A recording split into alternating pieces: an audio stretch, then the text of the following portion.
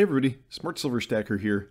Last Wednesday, March 23rd, Russian President Vladimir Putin issued a statement that Russia would seek payment in rubles for gas sold to what he called unfriendly countries. Why is this significant? Well, it's essentially Putin declaring a de facto Petroruble.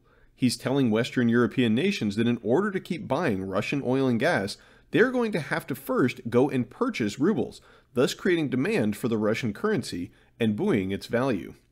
And you can see from this one-year chart of the ruble-US dollar currency pairing that the value of the ruble took a significant blow following the Russian invasion of Ukraine and the subsequent massive rounds of sanctions launched against Russia by the West. Since that initial drop, you can also see that the ruble has recovered some of its losses, but it's still well below the pre-invasion exchange rate, so a move like this by Putin could definitely support a flagging ruble. However, today we saw an update on this story. Here's a headline from ABC News. Germany, G7 rejects Russia's demand to pay for gas in rubles. And here's a bit more from this story. German Energy Minister Robert Habeck told reporters that all G7 ministers agreed completely that this would be a one-sided and clear breach of the existing contracts. The energy ministers of France, Germany, Italy, Japan, the United States, the United Kingdom, and Canada, as well as the European Union Energy Commissioner, met by video conference and reaffirmed that contracts must be respected, with most stipulating payments be in euros or dollars. Okay, so Putin is understandably wary of payments in euros or dollars, which he has referred to recently as discredited currencies, following the freezing of over $600 billion worth of Russian forex reserves. And in that vein, today we also heard from Kremlin spokesman Dmitry Peskov, who was asked by reporters on a conference call if Russia could cut off natural gas supplies to Europe if the demand to pay with rubles was rejected. His response was the following: "These issues should be sorted out as they develop, but we will definitely not supply gas for free, that's for sure. It is hardly possible and reasonable to engage in charity in our situation." So we'll have to see what kind of arrangement European nations can come to with Russia regarding energy imports. Last week we did see the EU nations were split in their stance on energy policy toward Russia. Lithuania's foreign minister, Gabrielius Landsbergis, for example, posted the following tweet: "Putin is not giving Ukraine a respite. On the opposite, he is ready to make it worse. Why should Europe give Putin more time to earn more money from oil and gas, more time to use European ports, more time to use unsanctioned Russian banks in Europe? Time to pull the plug."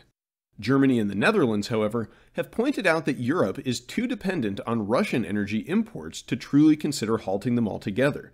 So how much energy does Europe actually get from Russia anyway?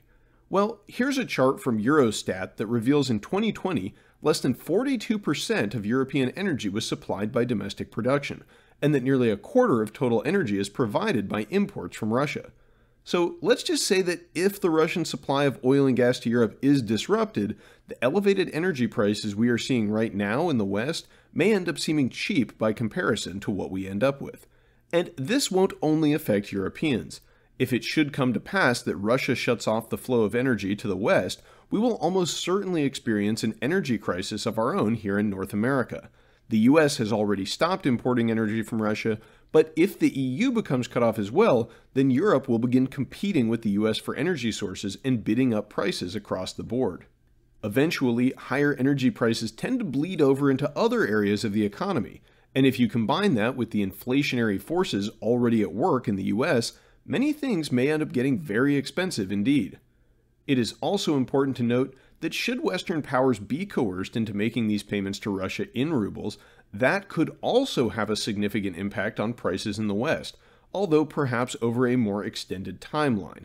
And this is because this would be just one more step towards de-dollarization. Should European nations begin settling energy transactions in a currency other than the US dollar, this will bring us closer to the end of the petrodollar system, and could ultimately contribute to the loss of the world reserve currency status of the US dollar.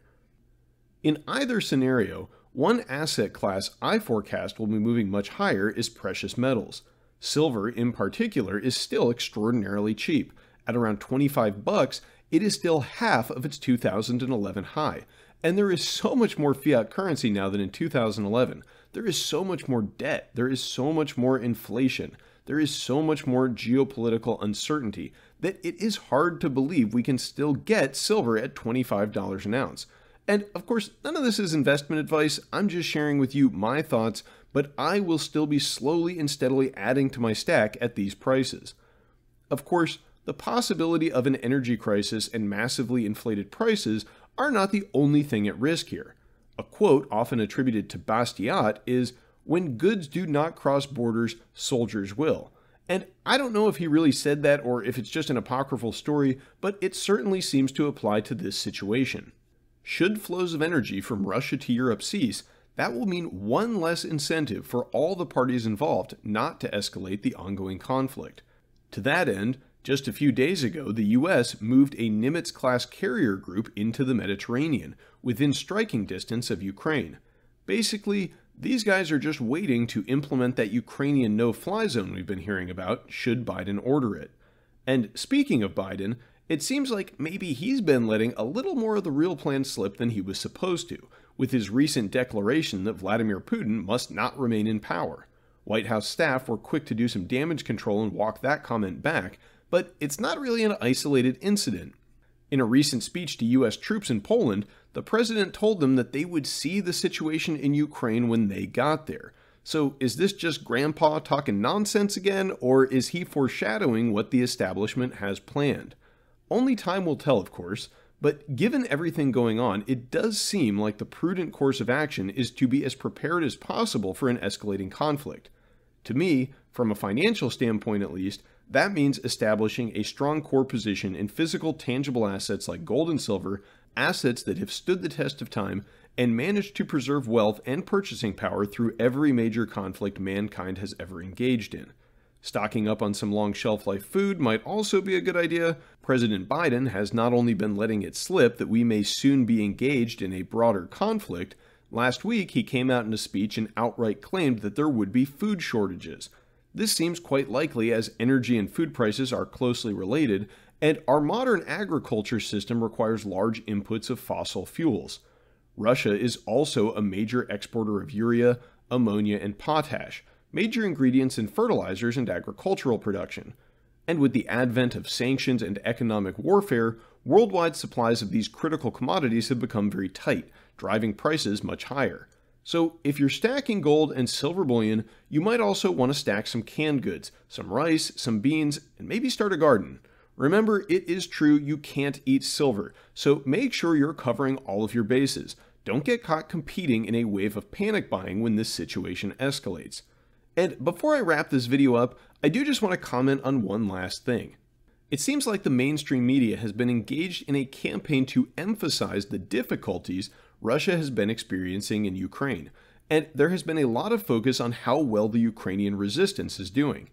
And when you see coverage like this, I think it's important to remember Sun Tzu's lesson from The Art of War, to appear weak when you are strong.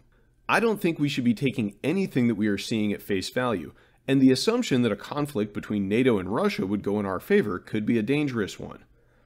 One battle the Russian military certainly studies quite a bit is the Battle of Austerlitz back in 1805. The reason they pay attention to this battle? It was a crushing defeat for the Russians and their Austrian allies at the hands of Napoleon. How did Napoleon achieve this great victory, cementing his rule over mainland Europe for the better part of a decade? By feigning weakness. Napoleon sent false intelligence to his opponents, indicating that he was having supply problems, that soldiers were defecting. He even sent fake defectors over to the enemy lines with stories of French difficulties. He goaded the enemy into attacking by retreating his troops from advantageous positions, giving the impression that he did not have the strength to hold them. And then finally, when the Russians and Austrians smelled blood and launched an attack to roll up the whole French line, Napoleon launched a counterattack on ground of his choosing, using troops from concealed positions to fortify his line, and annihilated the Russian and Austrian troops, capturing nearly a quarter of the opposing army. I'm not saying that that is exactly what is going on in Ukraine, but we should be under no illusions as to what an escalation of this conflict means. At the worst, a nuclear exchange. In a best-case scenario, massive economic consequences. War is one of the biggest drivers of debt and inflation, and we've already got a lot of both. Can we survive more? Possibly, but it's not going to be easy. But the more prepared we get today while times are good, the better off we'll be. And I'd like to ask all of you a question. I've been doing more coverage of current events and, how they might relate to the price of precious metals and commodities in general, and I've been doing less content about pure silver stacking, coins, and silver bullion, sort of the bread and butter of the channel. And I'd like to know if you guys like this format of video that I've been doing, if you would like to see more of the original stacking content, if you want more coverage of current events and news items, let me know in the comments below because, I make these videos for you, I don't make them for me, so I am always interested to hear what you have to say. And if you like this presentation and you'd like to see more videos about gold, silver, and the economy, then check out the videos popping up on your screen right now. Thank you all very much for watching, stay safe and happy stacking. I'll catch you next time. Smart Silver Stacker, out.